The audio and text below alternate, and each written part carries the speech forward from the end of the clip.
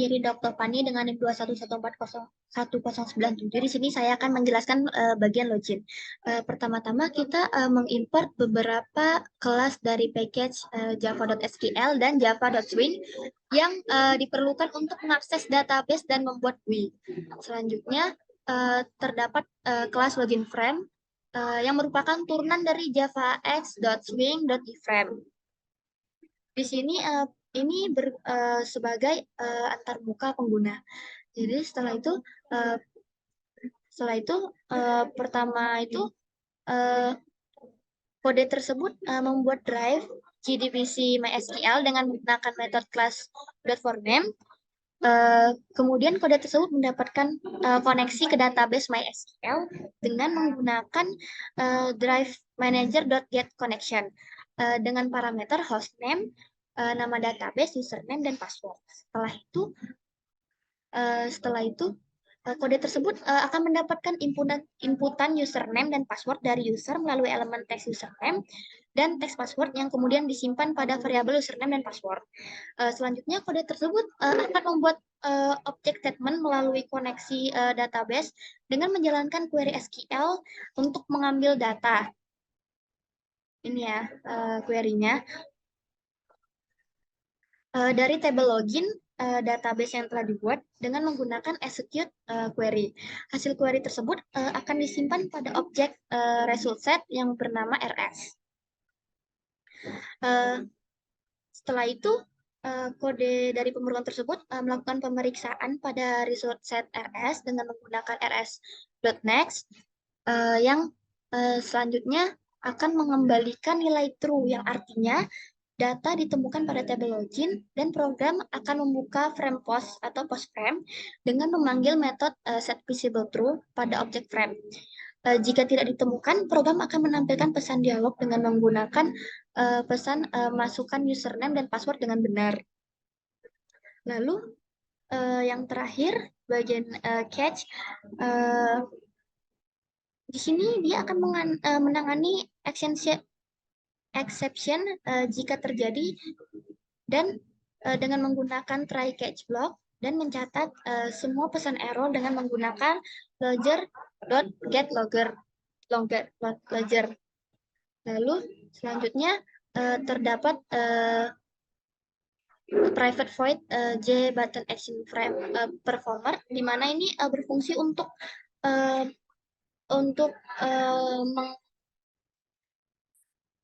mengecek apakah tombol tersebut itu dapat melaksanakan aksinya dengan benar apa tidak. Jadi terdapat username dan password, tombol username dan password.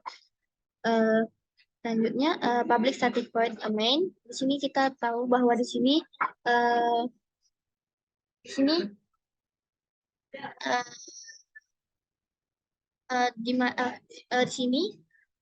terdapat fungsi atau metode main sebagai titik utama program yang membuat instance dan login frame dan menjalankan seluruh programnya jika benar.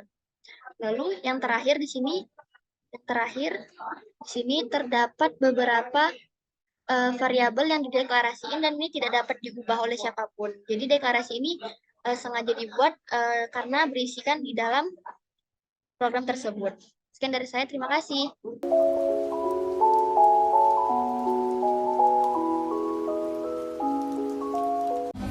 Nama saya Nurul Bintang Andini dan saya akan menjelaskan tentang desain dari login dan desain dari bagaimana kita bertransaksi nantinya. Di sini kita akan memasukkan username sesuai dengan yang berada di database, yaitu dengan nama admin. Dan di sini passwordnya, di sini username-nya kelihatan karena get text-nya kita buat terlihat. Sedangkan passwordnya ini kita buat tidak terlihat. Lalu kita klik login. Nah, di sini di sebelah kiri layar dapat kita lihat bahwa di sini adalah tampilan untuk menampilkan kodenya. Di sini jika kita klik kodenya 1 dan kita klik enter, maka akan kelihatan di bagian kanan layar. Di situ ada apa bohlam cool daylight dan di sini ada price value-nya 10.500. Jika kita pijit kode yang nomor 2, maka akan ada hanger dengan harga 29.900. Di sebelah kiri layar bisa kita lihat ada total belanja 40.400. Lalu kita akan bayar dengan uang 50.000. Nah, lalu kita klik enter, maka akan ada di situ kelihatan kembaliannya sebesar 9.600.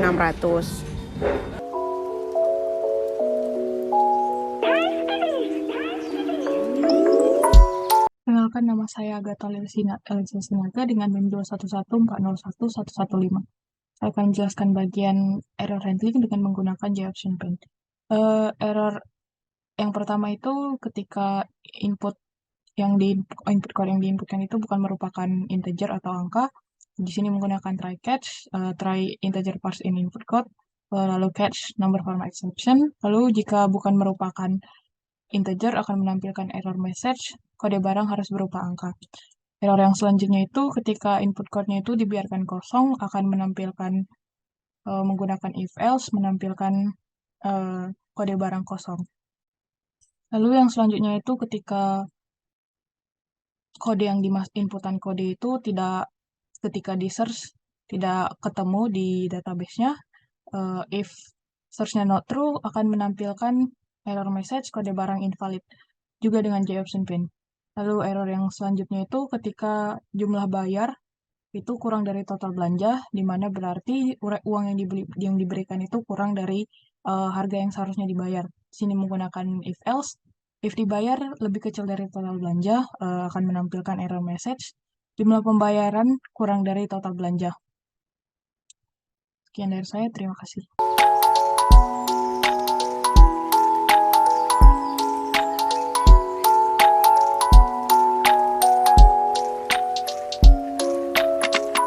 Nama saya Samita Borusyagian dengan NIM 211401019. Jadi di sini saya akan menjelaskan mengenai kelas transaksi yang gunanya untuk menyimpan segala informasi transaksi pada kasir ketika program dijalankan. Di kelas transaksi terdapat atribut total transaksi, bayar transaksi, kembalian transaksi sebagai tipe data integer, dan waktu transaksi, serta deskripsi barang dengan tipe data string. Selanjutnya, ketika button bayar ini ditekan, maka di sini akan dibuat sebuah release untuk menyimpan informasi transaksi pada kasir. Kemudian, akan dibuat sebuah objek baru dari kelas transaksi, di mana objek ini akan menampung semua atribut yang dimiliki oleh kelas transaksi juga. Untuk total transaksi, bayar transaksi, kembalian transaksi, dan juga waktu transaksi, ini akan diambil menggunakan metode getText yang diambil dari masing-masing text field-nya. Kemudian di sini ada for loop. For loop di sini untuk menyimpan deskripsi barang yang akan diambil dari tabel transaksi. Misalkan deskripsinya itu akan ditambahkan dengan string barang transaksi ditambah kali ditambah jumlah transaksi ini akan diubah dalam bentuk string. Dan di sini setelah selesai maka informasi-informasi tadi akan dimasukkan ke dalam release transaksi. Sekian saja penjelasan dari saya. Terima kasih.